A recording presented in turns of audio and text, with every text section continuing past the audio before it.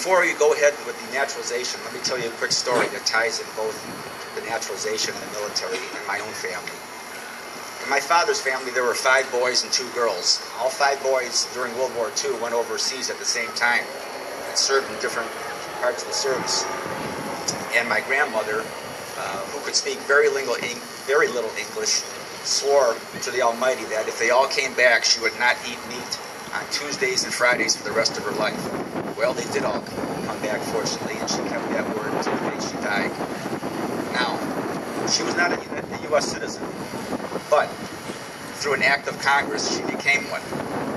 Congress said, what person is more deserving of citizenship than this woman who sent all 5 of her boys to fight overseas at the same time? It's one of the most proudest days of her life, and a story that we pass on to our family.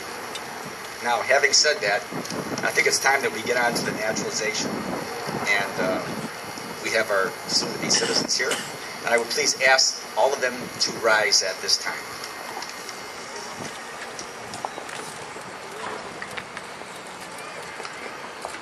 Would all of you please raise your right hand?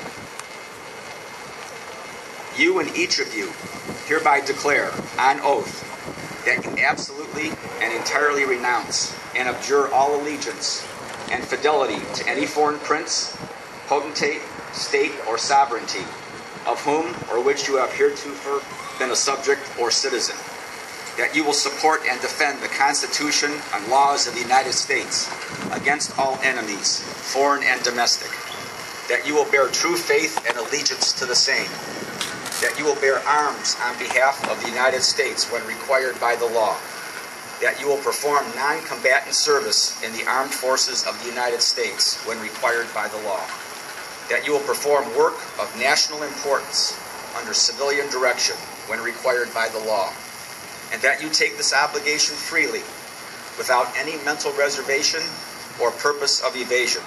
So help you God. Please say, I do. Please be seated.